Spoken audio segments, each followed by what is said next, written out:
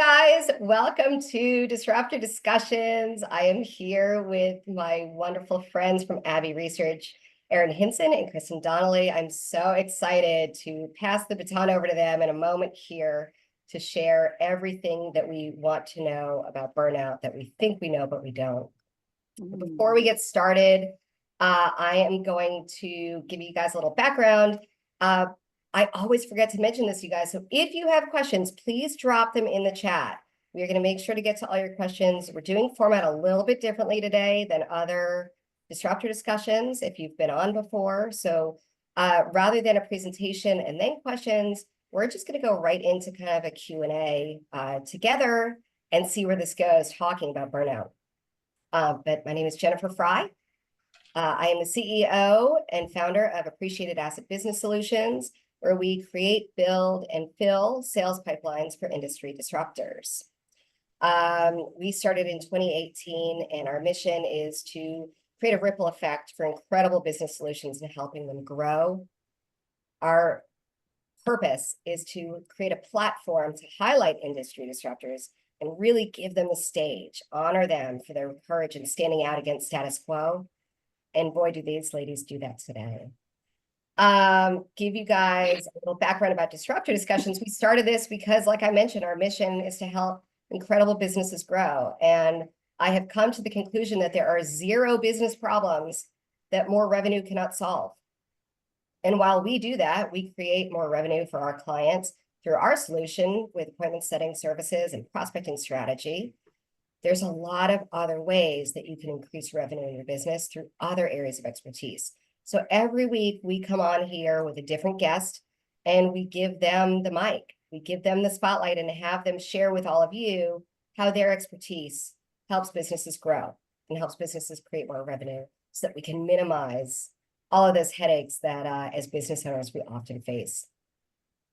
Little background for us. I'd like to give you guys a little update about what's new over here. We are back to school. My son started 5th grade, and then I have my bonus kids, and they started back at school as well. So everyone is happy and healthy and doing great. I wanted to share this with you guys. This is so silly, but this is a mom hack that has really, really helped me. And so I thought with it being back to school, this might be a good time to share this.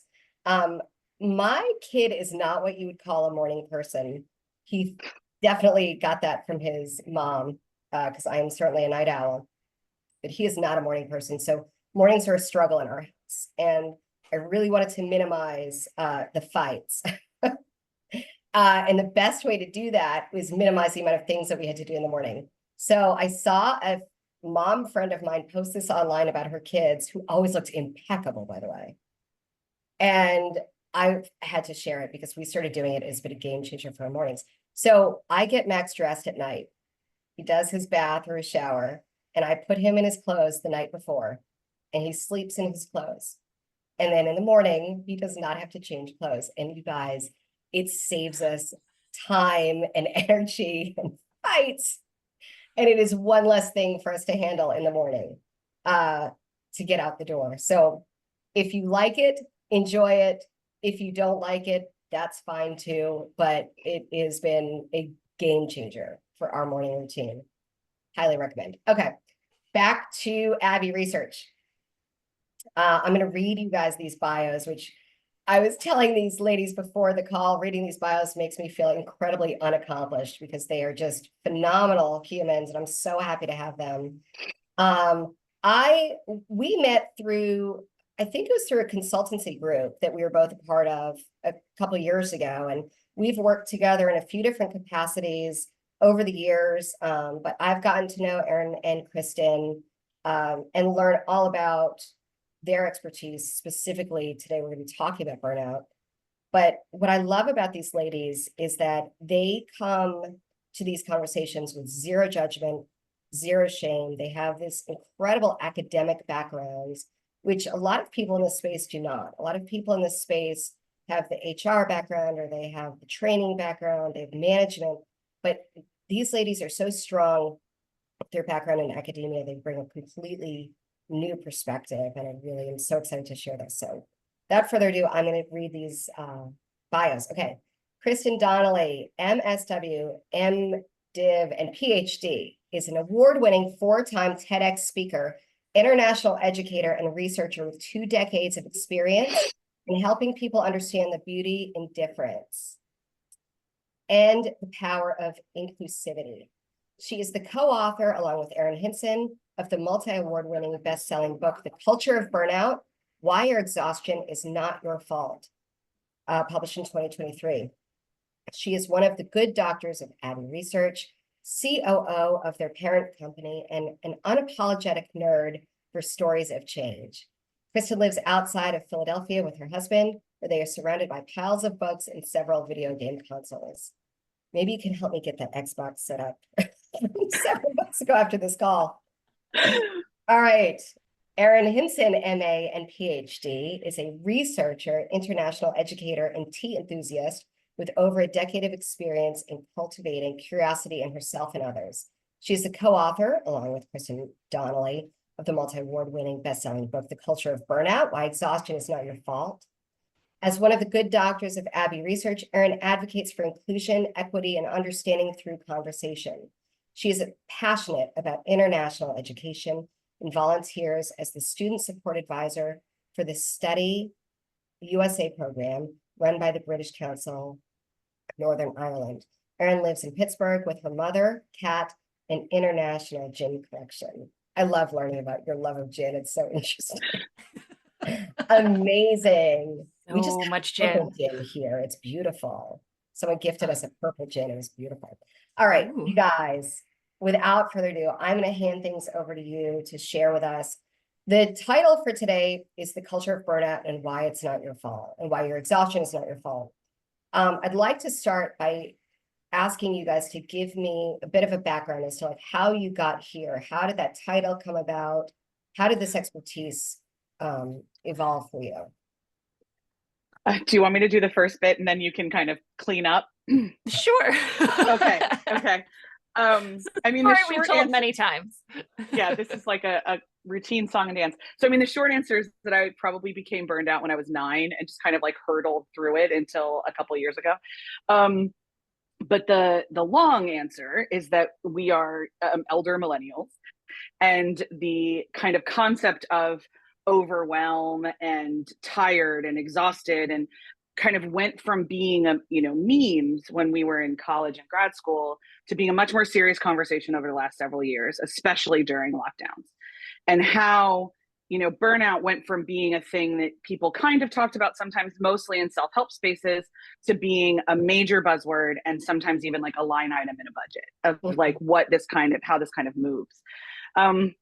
And so a couple of years ago, as I was watching this happen and this evolution, and I was talking to a lot of my friends, and I'm a social worker and I went to seminary, so I have lots of pastor friends and helping professionals. What the MDiv stands for. Yeah. Erin calls it my joke. Harry Potter degree. Yeah, I was about to say, I used to joke that she was like a master of divination, but it's not, it's masters of divinity. But that's what, when you were like MDiv, I was like, yeah, people don't know what. A new one for me. I had to learn. We all had to learn. Master's of Divinity in International Cross-Cultural Religious Anthropology. Lots and lots of letters, which just means I learned what people believe around the world and how that affects their lives, and kind of what that looks like and how it all happens. But helping professionals started burning out a long time before other people, or started saying they were burned out a long time before other professions. So my friends, I remember talking to a friend of mine in like, mid 2010s, and she's like, I swear everybody in my agency is dropping like flies. Like I can't keep them. The average youth pastor tenure, for instance, is 18 months for most of the 20s, because it's a lot of work. There's no time boundaries. There's limited support. There's a lot of emotional labor you have to do. 18 months. And lots of people were like, oh, that's just like something we have to accept. And I think by the time we hit the 2010s, a lot of people were like, well, but what if we don't? What if there's things that are not like, what if the professions themselves are not the problem? What if how we support the professions are the problem? And as I read books and listened to TED Talks and kind of done other things, for me, the light bulb really flipped when I read the book Burnout by the Nagoski sisters, which is a seminal work in the academic study of burnout. It is a wonderful book. It talks a lot about individual burnout and what your individual body does. And I remember talking to Erin about it and saying, like, this is great. Like, this is really helpful. We'll be able to talk to our training clients about it. And I was like, but there's something missing, because this book says that as you will just set the right boundaries and have the right self-care, you will not be burned out. And that's crap. Like, that's just not true, because the culture of the United States is built on, I mean, I'm laughing because this is so weird to say out loud, but it's built on 17th century theology that says that the first group of people that came over, and kind of the first white folks that came to conquer America and stayed, was a group called the Puritans. And they had a lot of very, specific emotions and feelings about this new world. And they're not the Pilgrims, by the way, different groups of people. But the Puritans came with three very important theological beliefs that they turned into the culture that they did. And one is that you are only a good person if you work really hard. That's the only way to be a good person. The second is that the only way to work hard is to do it all by yourself. And the third is that rest is for when you are dead. And so that is the American dream in a nutshell. Ta-da! Amazing. So what America has done that some other places haven't done innately, and then as we began to export our stuff, they began to do it. But like, our particular gift is that we tied hard work to morality. And we said that this is it. So you talk to so many people that are like, well, I just have to keep working because, and at the root of that is, I'm not sure I'll be a good person if I stop. If that really, really digs into it, this is particularly true for women, but it's absolutely true for men too. If you dig deeper and deeper and deeper, what we all believe is if we stop working, we're lazy, and laziness is bad. Lazy means you're a bad person. And that sounds really simplistic, and it sounds really, but what Erin and I have learned in studying humans for a long time is that we're actually fairly simple.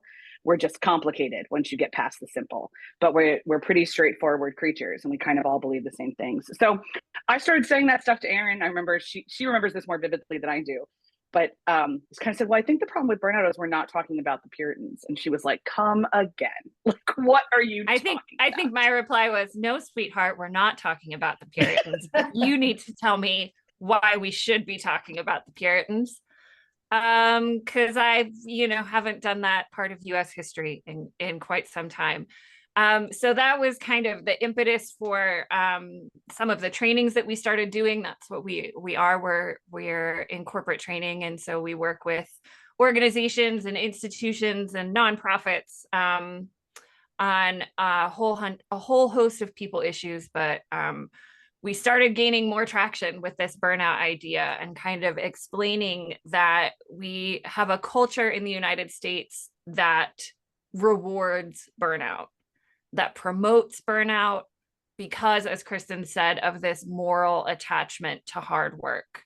And we start wearing burnout as a badge, like, oh, if I could only get more sleep, but you know what? I'm working 80 hours. I can't. I've got too much important stuff to do. I have to work 90 hours a week. I've got to get all of this stuff done.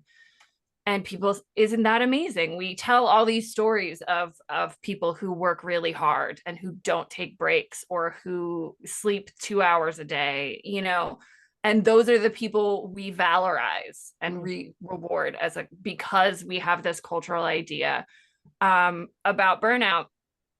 And we, kind of wanted to write a book about something. We weren't sure what it was going to be about. We started it much bigger than burnout, and we just kept going back to this, like all the research we did on burnout, that looking into how people have talked about it, and they were not talking about this cultural aspect. They were not talking about why. We all know America has the highest rates of burnout in the country. We all know America has the lowest amount of paid time off, the most exhausted workforce, the most overworked workforce. And we all just kind of accept those statistics without thinking critically about why. And that's what it means to be a person with the level of degrees we've collected, is we're very good at asking why, and we love to do it. And we were like, now that we have this answer, we really need to share it with people, because the other side of that coin is, if you believe working hard is morally what you're supposed to do, you believe if you're exhausted, it's your fault. And that was the kind of the other side of how we came to this book title as well, was we were like, we need to teach people about the culture of burnout, because you're exhausted, you're overworked, you're overwhelmed, but it's not your fault. It's not only your problem to solve. It's much bigger than that. And Right. like, we're not saying that hard work is a bad thing. Like, we need to be people. I can, when I'm doing keynotes on this or things like that, I watch people get their hackles up, and that's not what we mean. What we mean is that there's a lot of reasons to work hard besides being a good person. Like, you have internal satisfaction, you have accountability to your group, you have a job description, you get paid a lot of money to do the thing you're doing, pick a feature. But the thing we don't say out loud as Americans is that the American dream requires you to be exhausted. It requires you to work and it requires you to do alone. And the people that we valorize, we pretend they've done it alone a lot. We name solo geniuses, and we don't talk about how they got there, who supported them, all the other people that did that kind of stuff. So hard work is incredibly, incredibly important. We need to examine the reasons, like, what is our knee-jerk reaction when we feel we're being lazy? And why is lazy a bad word? That's really what we're talking about, more than that hard work is bad. Well, I'll tell you, this has really shown up in my life in the past, because I had spent my whole career in sales up until starting my own firm in 2018. And in sales, you are judged on your production, right? And so your worthiness to that organization is tied directly. Mm-hmm. And there's that saying of, you're only as good as your last month.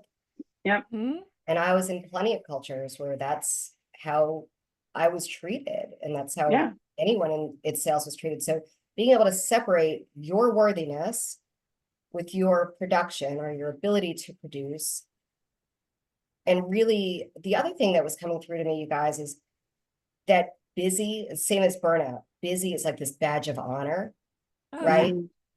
How are you? I'm busy. That's like supposedly, to elevate you in a way but all that really does, I feel, is energetically kind of closes you off to the next part of the conversation, right?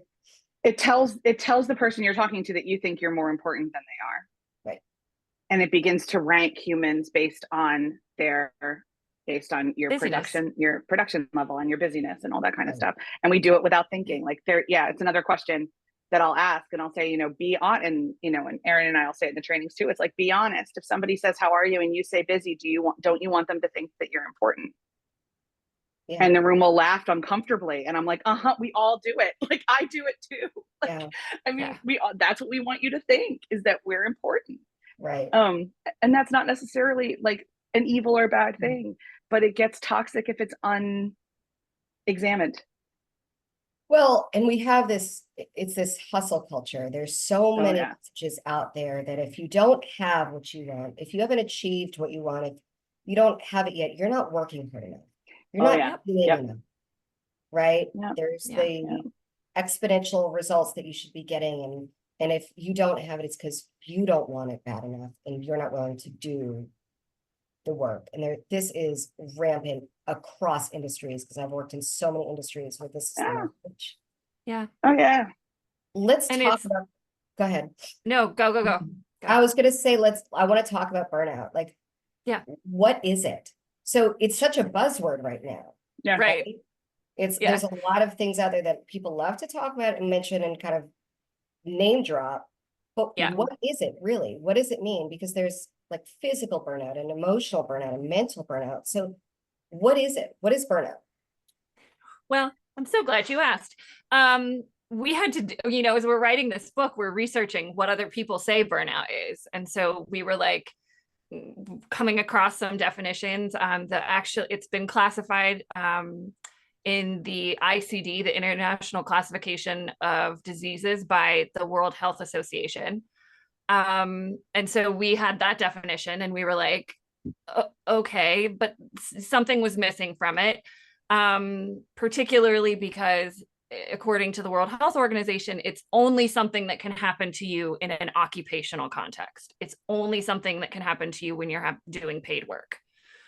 And as a caregiver who had caregiver burnout for 2 years during COVID, I was like, but I wasn't getting paid to do that. And I was still burned out. So we started having this conversation, like, if we don't agree with the definitions that are out there, we have to come up with our own definition. So like the key parts of burnout that you need to know, kind of what is it, what causes it, and then what does it look like? So those are the 3 parts of our definition as well. So what is burnout? For us, burnout is the mind and body's response to being stuck in an inescapable state of high stress. So stress is normal. That's a huge part of the Nagoski's book, is about understanding the stress cycle and that we are supposed to go through it. We are supposed to complete it. That is, stress is part of being a human person. What is not part of being a human person is being stuck in your stress cycle so that you don't complete it. And that's kind of where they classify and we classify burnout. It's when you get so stressed out that you can't come back down from it. You just stay in this hyper state of stress. So that's what burnout is. It's your mind and body's response to it. Burnout is caused by any environment that demands your time, your energy, your expertise without allowing for healthy stress management practices. And that's where we changed the definition from the World Health Organization because, parental burnout is huge. You can be a mom or a dad and be burned out, and it's not at work. You're burning out, taking care of your kids, making sure they get all the places they need to go. So it's any environment that demands your time, energy, and expertise and doesn't allow for healthy stress management practices, whether that's because your boss won't give you the boundaries or because you won't set them yourself. Mm-hmm. And then finally, what burnout looks like. And this is kind of also where we differ because a lot of people say there's 3 symptoms to burnout and that's it. But as we were talking about it and as we were writing about it, we were like, burnout looks really differently depending on who you are, depending on what your life looks like, depending on whether you're neurodivergent, whether you're a man or you're a woman, what your race or ethnicity is. Burnout can look different. But there are kind of generally assumed traits that you can kind of look for. Burnout this is why we say it might look like, because we don't want to say this is what burnout looks like because it's not the same for everybody. Burnout might look like emotional exhaustion, disconnection, and cynicism, or feelings of uselessness. And those are generally, viewed as the most basic, the most elemental symptoms of burnout. But it depends on how your mind and body experiences stress, really, what burnout looks like for you. Typically, you do see kind of emotional exhaustion, cynicism, or withdrawal from the environment that's burning you out. But as we did more research into that, we realized people burn out in different places. A lot to do with kind of gender breakdowns as well, and where it's acceptable for people to burn out. So it's acceptable for women to burn out in paid work environments because we are socially conditioned to be caregivers. It's not acceptable for women to burn out at home, right, in any form of caregiving or unpaid work, because it's kind of what we're expected to do. It is acceptable for men to burn out at home, and that's generally where they do, because they are expected still culturally, even though we've come a long way. We have a lot of data that says culturally, men are still expected to be the breadwinners. They're still expected to always be doing paid work. And so it's socially acceptable, culturally acceptable for them to burn out at home. As we say, these are generalizations. They're not prescriptive for everybody, but it's a lot of the distinctions that we kind of learned as we were working on this to unpack and to be able to ask more critical questions about how we're talking about burnout and how we're telling people they can get out of it or recover from it. And it's a spectrum. Like Yeah. it's a whole thing. It's almost, for very few people, it's a switch flip. I certainly have met some for whom it is. And really probably what it is for them is they've realized it as a switch flip, not like it happened. But it can be it can be a background simmering thing for years that you don't think you have the permission to do anything about, or it can be an acute crisis. And that is not often what people want to hear. But like it's a really internal thing. And like whenever they talk about cynicism being as one of the signs, I remember the three of us are fairly cynical people because, again, elder millennials. We were like, well, heck, like how are we supposed to tell if the cynicism is from burnout or because like we grew up in the aughts? Like how are we supposed to tell this? And so for I'm an innately cynical person. Like what level of cynicism are we talking about here? I believe we're hurtling towards destruction at all times. So like, what are we doing? But we have a third member of our team that we bounce a lot of ideas off of and discuss with her. And all three of us have experienced fairly significant burnout. And we've all experienced it at different times and in different ways and in different kind of things.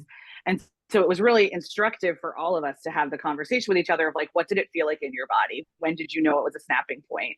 And very famously, the two of them realized it on their own. I had a mental health crisis where a doctor had to tell me that's what was happening. And I just like literally woke up one morning and I snapped. And that is, and like looking back now, there were behaviors and choices and other things that I was simmering with literally since I was probably 9 and letting it all happen. And I didn't really figure out what to do about it or how to handle it till I was 39.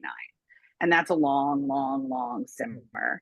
And so I'm doing like this messy kind of thing with my hand because it's really intense. The other thing I will say before I forget, a lot of people don't know what the stress cycle is. So let me just really, really briefly. Yeah. A long dated period of stress. So you have a lot of hormones. We're walking balls of hormones and water, pretty much. I think that's largely our person. We're just cucumbers with hormonal emotions. But you are designed, your body is designed to understand danger. And the problem is that in our modern world, like when we were back in the day, we would see a tiger and say, oh, that's a problem, and leave. And now our bodies don't always know the difference between a tiger and a jammed printer. Right. They kind of have the same physiological response. So the nice thing about seeing the tiger and running was you ran, you escaped the tiger, and then you would sit there and breathe deeply and let the cortisol and all the other hormones escape your body for whatever reason. You would let the stress cycle complete. The current incarnation of the world does not allow naturally, very often, for your stress cycle to complete. The printer is jammed, you have another crisis, you get a call from your kid at school, you go to your volunteer position that's supposed to be like, and instead it's more stressful. And then you get home and there's dishes to do. And then you check your email and there's more, because sleep is not the way to fully release it all the time. You need it, but it's not the way to fully reset it. You need to move your body, you need to take deep breaths, and you need to be intentional about ending it. And none of us are taught that. So like when something really crisisy happens at work, walk for just a little bit. Why are we told when we're losing our temper to go take a walk instead? Because that ends the stress cycle. And that allows you to reset and come at it as a fresh person instead of your whole body primed to think that other human being is a tiger who's about to eat you. So when you just don't finish that for a very long time, it means your emotional capacity gets shorter and shorter and shorter and shorter. And so you just do not have the emotional space to respond like you wish you could. And that's burnout. That's fascinating. We talk about this a lot when I do sales trainings. We talk about the mindset of sales. It's the same kind of thing, like rejection. It's the same as, the tiger. So yeah. You guys, I'm fighting something, so please bear with me. Of course. Okay, so getting out of burnout, bubble baths and red wine, right? Yeah, right. That's what we're all told. Yeah, yeah, yeah. Instagram just says like spend $19.95 for 3 months, and you can buy your way out of burnout. Yeah, and that's just I sent I shared an Instagram ad I got in our group Slack the other day that was just basically like, Pilates cured my burnout. And I was like, great. Like, and they were like, I thought burnout was because I was burned out because my boss was, didn't respect me. Actually, I just needed like, and it was selling like a Pilates routine. And I was like, okay, but I'm glad the Pilates makes you feel better, but is your boss still disrespecting you? Like, I mean, it's complicated. But that was the other thing we noticed when we were researching what other people were saying about burnout was there's a whole culture, a whole wellness culture that just tells you just need one thing to fix it. And that's because they're trying to make money. And like, we're not saying Pilates is bad or supplements are bad No, or I any love of it. it. We all use different things that work for us. But for us, that's what was key that was missing was this idea that you have to figure out what works for you. And it Well, it's just that requires, oversimplified solution, right? right, there is no one size fits all. There is no like, if you just take more bubble baths, you'll burn out. Because you have to understand why you're in that stress cycle, what's causing that constant stress cycle, and that there might be multiple solutions out of it. We Because, had a lot of moms. yeah, because, a lot of people will say, oh, well, burnout, I'm just burned out. People just burned out because of their job, because of their boss. But what happens if your boss is like a really, like, Kristen and I work together, we're business partners. I still burned out, even though I am respected. My boundaries are respected. I'm given time and space to do healthy things. I still burned out. So what happens in those scenarios? And as Kristen said, as we talked through all our different burnouts and realized how different they were, we were like, we can't try and sell people on a one-stop shop. So it really has to be about kind of, we call it, we have the 3 E's of wellness, as we like to numbers and letters, apparently, because we also have the 4 R's of burnout recovery. But the 3 E's of wellness are empathy, which is understanding. You have to know yourself, you have to know other people. Education, you got to do some research to find out what's out there and what's working. And experimentation, you have to be willing to like try things that might not work. I'm a huge yoga practitioner. It was working really well for me. Kristen was like, oh, I should give that a shot. She was like, and then she felt kind of pressured to, because a lot of people said, oh, you should try yoga. Oh my gosh, yoga is so good. Oh, I love yoga. And she had all this external pressure telling her that like yoga would fix her problems. And she went and she hated it. But she kept going because she was like, everyone told me this is what was supposed to work. And then finally she said to me, she was like, can I be honest? Like, I don't really like yoga. And I was like, girl, then why are you going? But like, we've all been there, right? We've all done that thing. And so we've worked through it a lot, even just with our relationship, where that like experimentation, I was like, try something else. And a friend of ours is a Pilates instructor and was like, I think you would really like it. She did. She tried it. She did. So like, you have to be kind of willing to push back against all of that external pressure telling you that like everybody else knows what's right for you and your body. Yeah. And the thing is, for me, so I've had chronic pain for a long time. I have a compressed, cracked, broken, depends who you talk to, spine. So I'm in pain all the time. Broken back. My back is broken. It's delightful. 0 out of 10, do not recommend. I was going to say 10 out of 10. Yeah, recommend all the time. My Yelp review for my back is not high. But it means that like there's a lot of things that when you Google, like, I mean, how do you become less burned out, or how do you become less stressed, or how do you do that? I can't do them. Like my doctors say I'm not allowed to run. My doctors say I need to be very careful about like going to the gym. I cannot garden. I cannot go fishing. I cannot do a lot of the things.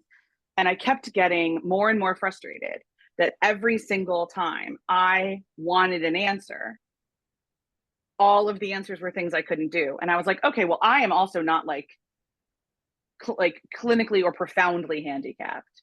So I am not the only person having this problem.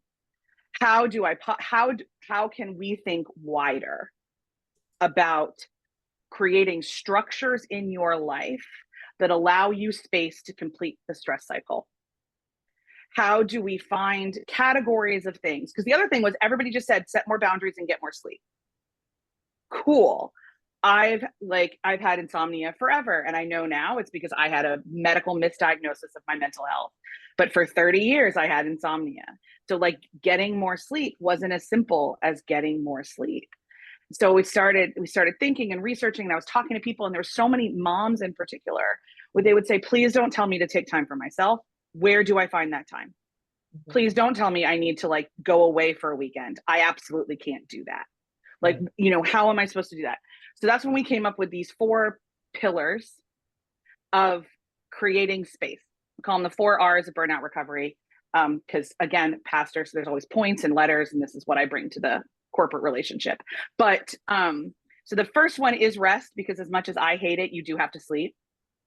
And I always stand, whenever we have this conversation, I'm like, you should go get a sleep study. If you can't figure out why you can't sleep, you might have apnea, go get a sleep study.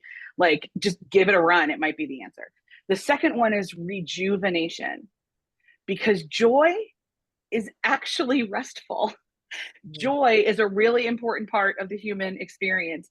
Part of making sure you don't burn out and you finish the stress cycle is having things where you have fun.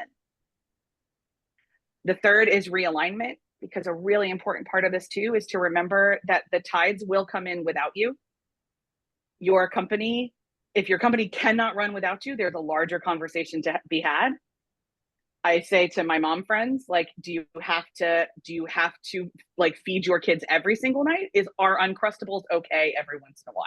Like, can we get more creative here? But this is the more spiritual one, where you realign yourself with who you are in the universe. If you are a person with spiritual practice, it's very important, whether that is an organized faith like mine, where I identify very strongly as a Christian and have for a long time, or you are somebody who considers yourself more spiritual. Whatever your spiritual practice is, you need to create a perpetual and permanent space in your schedule for that thing. And the fourth thing is reconnection, because we do actually need people. So, and we don't just need proximity with people, we need to have time with our people. You need to spend time with people who remember who you are when you have forgotten, and the ones that can hold yourself for you when you've forgotten. So that's it. So it's rest, rejuvenation, realignment, and reconnection. And so finding practices in your own life, experimenting to find them, figuring that out, those are the mitigators.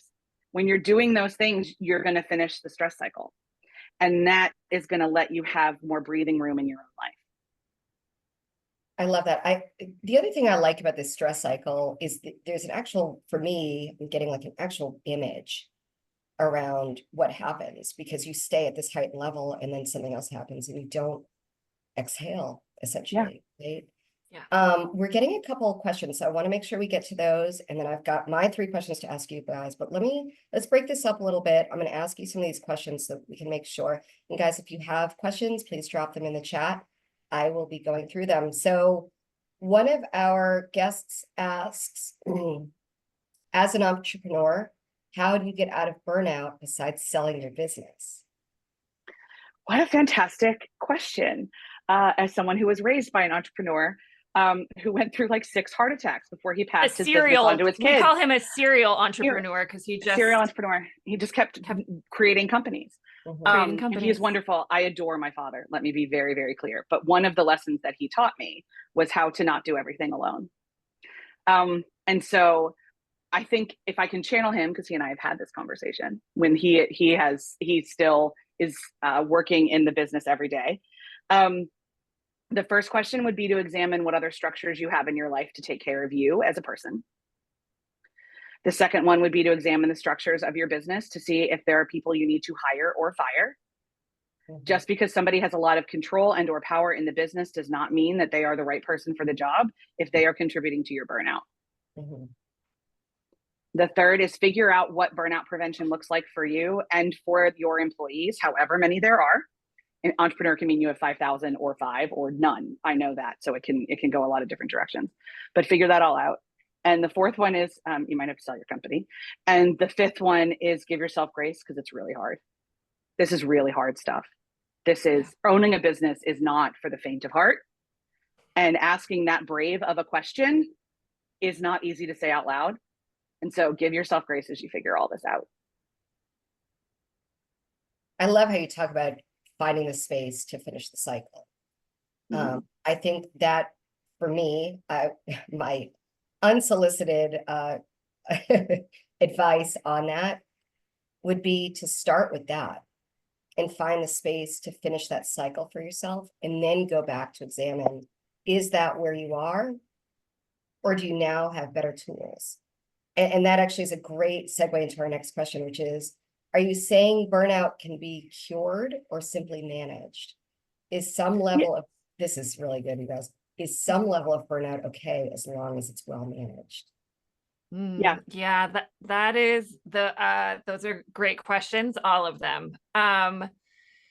So we'll take them in parts. Are we saying burnout can be, we wouldn't use the word cured? Other people would. There are, especially clinical burnout. Yeah. Yeah, other people would, because we tend to think of it more as a sliding spectrum. Burnout can certainly be managed. We are 100% saying burnout can be managed. We would never say anything involving human beings, their bodies, and their minds is simple or easy. You know, we have these concepts that we shared with you guys, these tools,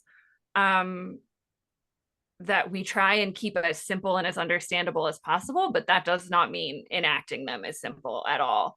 And we'll be the first people to tell you that it's hard work, especially when you're talking about changing behaviors or thought patterns. Like any trained person, Kristen's a social worker, any therapist will tell you that is really hard work. And that's fundamentally what changing the culture of burnout is. In our book, we talk about, you know, how to move from a culture of burnout to a culture of balance. And that balance is not a stasis place that you get to, you are balanced, you are never imbalanced again. Balance is, as my yoga teacher says, a controlled wobble, because you're always working on it. But you know, and people don't always love for us to tell them that, like, you can get out of burnout, it's hard work. But guess what? We love hard work in this country. But it is hard work. But once we believe 100%, if you implement the tools that we have, it becomes less hard. It becomes more manageable. And it becomes, if you are able to change those patterns about how you think about yourself, how you find time for yourself, how you practice those 4 R's, it is something that you can manage, that you can get out of 100%. Does that mean you'll never be burned out again? We can't say that. I go in and out of levels of burnout. Even though I have developed all of these tools and I know what they are for me, that doesn't mean that I don't have at times struggled to complete the stress cycle. So we try and be as realistic as possible about that as well. But yeah, it's 100% manageable. And then finally, is some level of burnout okay as long as it's well managed? I would say no, but I would say some level of stress is okay as long as it's well managed, because we're always going to be stressed about something. Yeah, I mean, there's a certain, like, you know, I kind of jokingly said yes to all of that in a certain way, but like, I am not entirely sure that we can consistently all the time throughout our lives as working Americans never be burned out. Yeah. So like, is it okay? I don't know. Is it acceptable? Well, America certainly says it is. So like, that is kind of more messy. And I am always personally, this is just personally, my goals are never like elimination of something or like anything like that. It's neutrality and acceptance and learning how to manage it. So that's just my personal, how I achieve those answers. But in terms of, okay, like, you know, the bottom, if we're going to think about burnout as a spectrum, the kind of empty end of the spectrum where you have the most emotional capacity is where you are consistently like finishing the stress cycle. And it just gets more and more and more full, and therefore limiting your emotional capacity the less you finish that stress cycle. So is it okay to have like a third full? I don't know, but it's certainly manageable. Like that, what does okay mean? What, like, I don't know what it means for you. So just very honestly, like that's how I would answer that question. Yeah. And that person, came back in the chat and said, good to know I will always have it, but can control it. And yeah, I mean, I think that's because you can't predict the future circumstances of your life either. And there might be, as Kristen said earlier, an acute event that happens, an acute crisis. Like we can't plan for that. All we can do is kind of work on the tools that we need to help us manage our stress in a way that's healthy for us and healthy for our relationships. So that if an acute stress event comes, we've already done that work. We already have those tools to kind of help us get out of that. But like, it's hard. We were in the middle of writing this book on burnout when I had my event. And I didn't even recognize it as burnout until Erin and Eleanor and my new psychiatrist looked at me and said that's what it was. So and I wasn't able to control it until I got on different medication. So it's very, everyone's journey is different with it, but it is very, very manageable, especially if you have folks around you that can help. I love that. And thank you for sharing kind of part of your journey as well, because I think that the more we talk about these things, the more we're going to remove the taboo of it. The more we can strip off, again, this badge of honor of the busy and hustle culture. A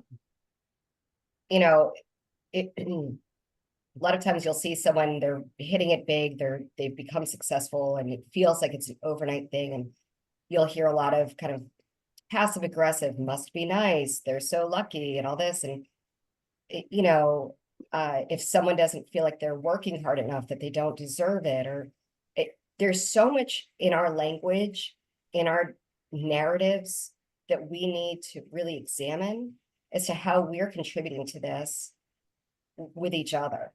And creating these unrealistic expectations that were never meant to sustain. Those Puritans, man. Okay. Man, they've done some damage. Forget about thinking about the Roman Empire today, you guys. We're going to be thinking about the Puritans. Let me tell you, funky hats and toxic theology, they brought it all. So it's great. I'm going to ask you my 3 questions. You all, if you have questions, again, please put them in the chat for us.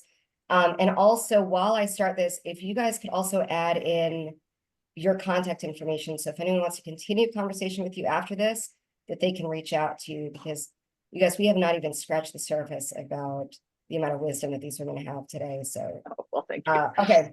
How does your expertise in burnout and knowing this and being able to teach this to business owners and companies, how does this help bring more revenue to a business?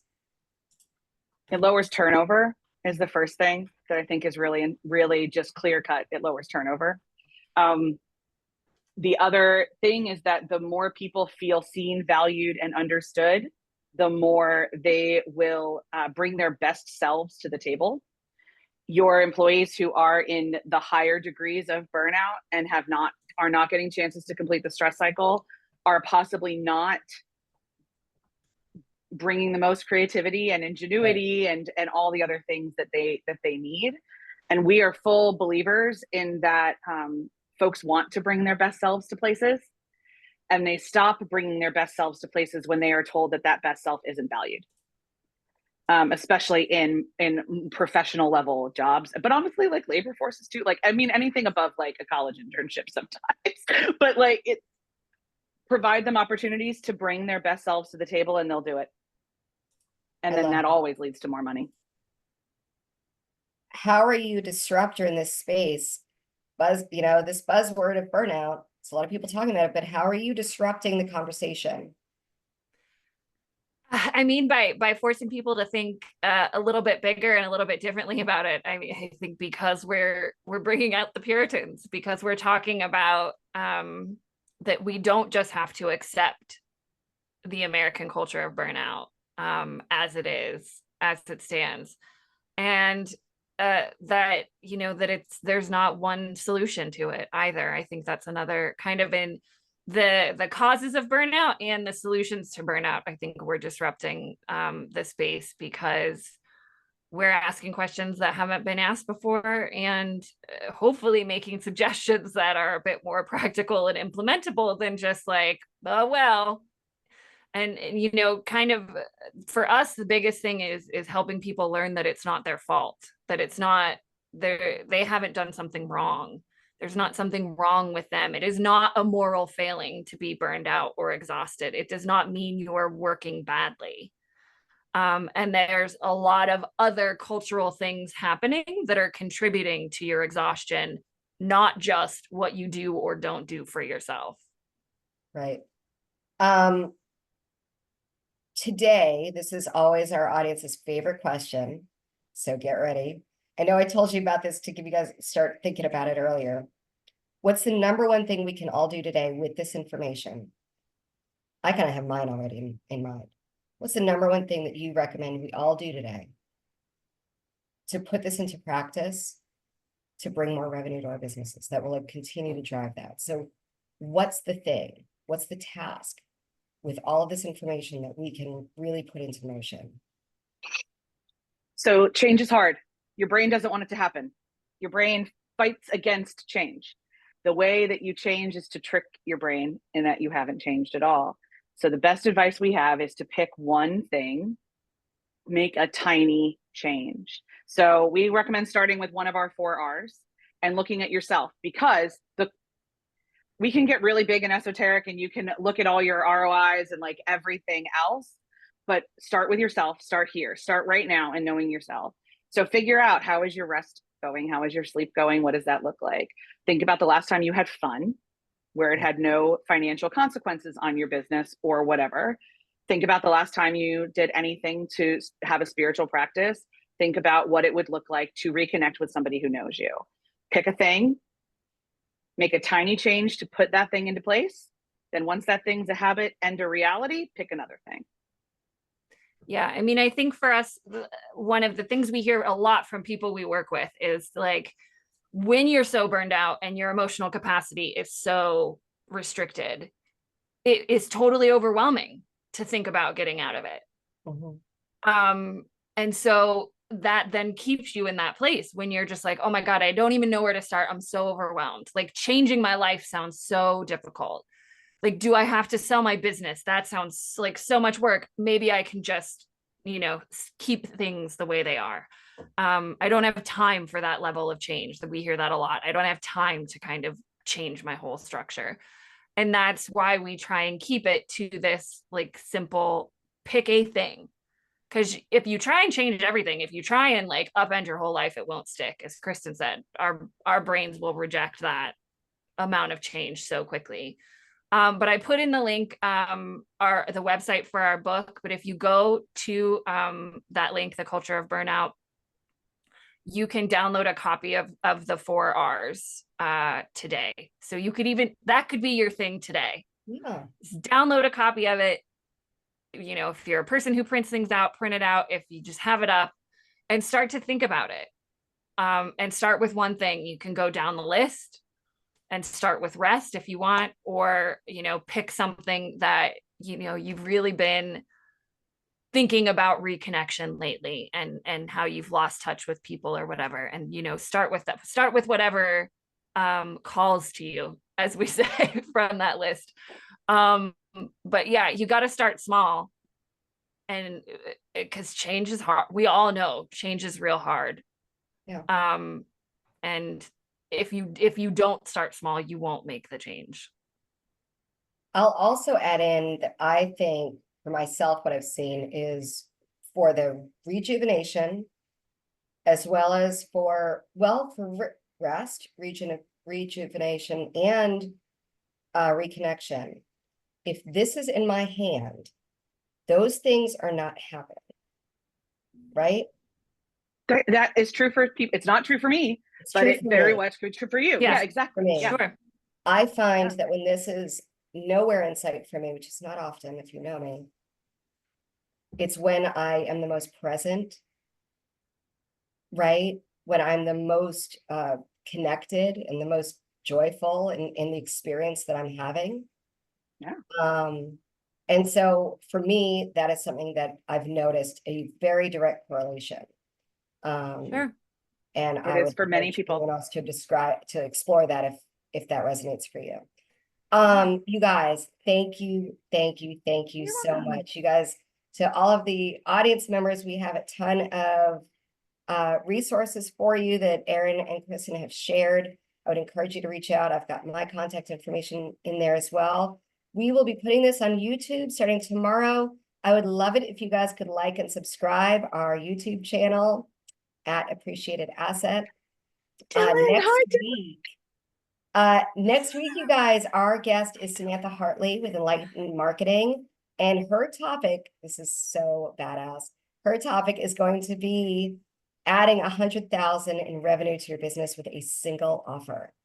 I'm really excited to hear this presentation, so please join us for that. Thank you guys for everyone who's here today. I hope you all have the very best day ever. Thank you. Bye-bye. Thanks for having us. Take care, everybody. Thanks so much. Bye. Thank you.